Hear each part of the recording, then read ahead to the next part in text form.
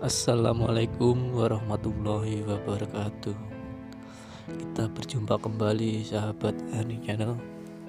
Kali ini saya akan membagikan ceramahnya Dr. Andes Fahrudin Faiz yang membahas tentang filsafah Jawa Cokro Manggilingan mengenai prinsip-prinsip hidup orang Jawa.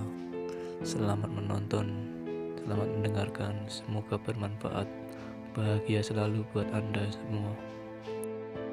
Prinsip-prinsip hidup, sikap-sikap konkret, ideal masyarakat Jawa sesuai dengan falsafah Cokro Manggilingan ini.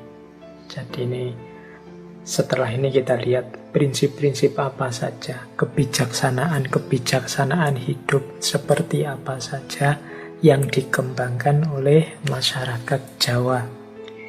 Ya tentunya secara ideal. Secara ideal itu maksudnya yang diinginkan oleh masyarakat Jawa itu seperti ini.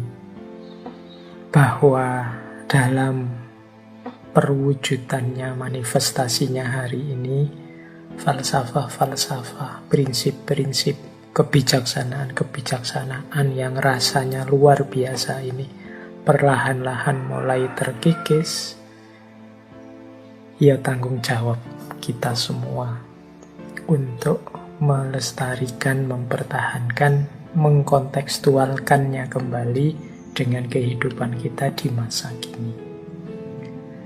Oke, berhadapan dengan Cokro Manggilingan, prinsip yang paling dasar menurut catatan saya adalah prinsip, ini juga saya ambil dari Ki Ageng Suryo Mantaram, ngelemi kahanan, menerima situasi. Prinsip menerima situasi ini mungkin bagi beberapa orang, misalnya yang banyak terpengaruh pandangan-pandangan tentang progres tadi, yang punya wawasan bahwa hidup ini linier, semakin maju, prinsip ngelemi kahanan ini mungkin dianggap prinsip yang pasif, tidak bisa maju. Tapi sebenarnya maksudnya bukan kok orang itu tidak boleh maju atau tidak mau maju, tapi orang itu pertama-tama harus menerima situasi yang dihadapinya saat ini. Maju tapi tidak menerima situasi yang dihadapi saat ini, seringkali produk-produk, mungkin pikiran, mungkin budaya, mungkin gagasan yang dihasilkan jadinya tidak nyambung dengan identitas kediriannya. Tidak cocok. Untuk bisa seseorang itu maju kan harus jelas di mana dia berdiri, harus menerima situasi tempatnya berdiri. Baru kelihatan kita ini maju atau mundur. Tapi kalau orang tidak ngelemi kahanan, tidak menerima situasinya sekarang, susah kita membaca ini orang maju apa mundur, apa setback. Ini yang mungkin menurut saya jadi akar kritiknya beberapa tokoh terhadap peradaban modern. Jadi melupakan kondisi nyata, khususnya kondisi mental spiritual dirinya. Sehingga yang material maju, tapi kemudian yang mental spiritual jadinya mundur. Oke, baik. Nah, Cokro Manggilingan atau ngelemi kahanan yang jadi perwujudan prinsipnya Cokro Manggilingan ini, ada kalimat yang saya suka dari Ki Ageng Suryo Mantaram itu, yaitu saiki ning kene ngene aku gelem. Jadi mengalami apapun yang memang sudah kenyataan dalam hidup kita, memang sudah terjadi begitu, harus kita terima. Saiki, sekarang, ning kene, di sini, ngene, seperti ini, aku gelem, aku mau.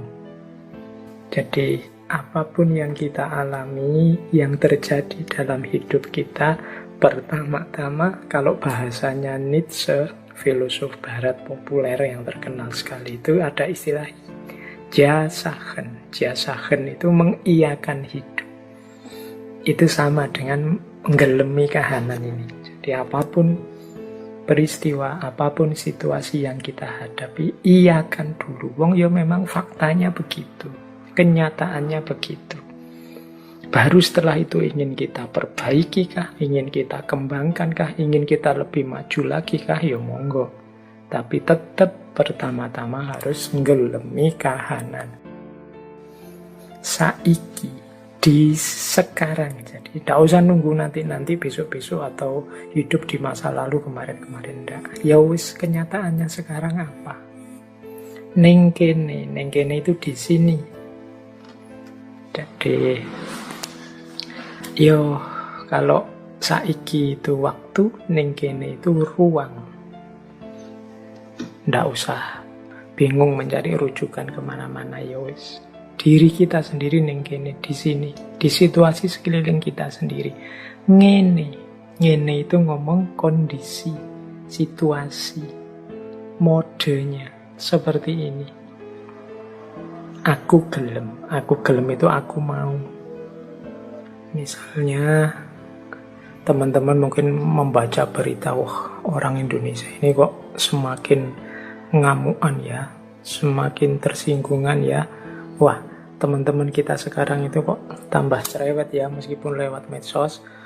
Wah, tetangga-tetanggaku kok tambah egois ya, tambah susah untuk diajak hidup bersama-sama ya. Misalnya kita ngalami situasi macam-macam itu, ya kita iyakan dulu. Ya, memang kenyataannya begitu. Banyak orang tidak mau menerima kenyataan, membuat-buat alasan, mencari-cari dalih dari kenyataan, sehingga akhirnya dia malah salah memahami situasi, salah memahami kenyataan.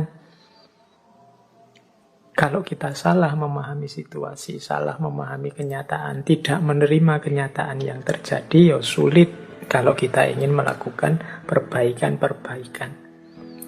Oh iya Pak, kehidupan di tempat saya itu sekarang sudah mulai agak egois. Rasa kebersamaannya kurang. Nah, ya berarti terus gimana cara kita menyikapi itu biar lebih baik kan gitu.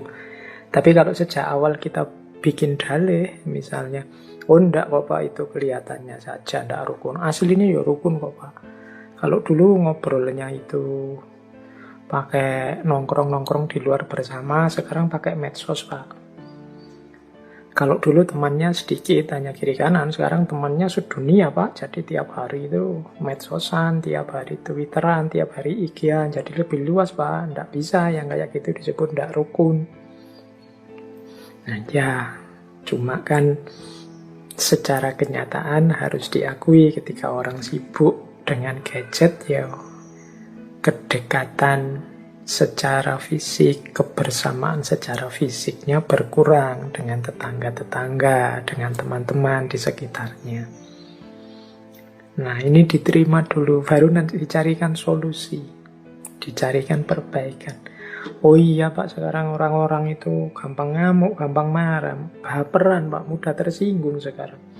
Kita salah ngomong sedikit bisa dilaporkan. Nah, ya diterima saja situasinya memang begitu.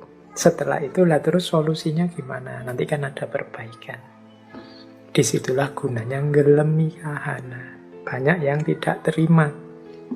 Ya hidup kita ya ada baiknya tapi juga ada buruknya, apapun itu. Maka kalau ada saudara kita, teman kita menyebut-nyebut buruknya, ya ndak harus kesusu ditolak. Siapa tahu itu memang kenyataannya begitu. Kita terima kemudian kita perbaiki. Jadi ini tidak harus diartikan kritik barat tadi, misalnya oh ini pasif, ini tidak aktif. Tidak, justru terukur tindakannya, tidak asal maju.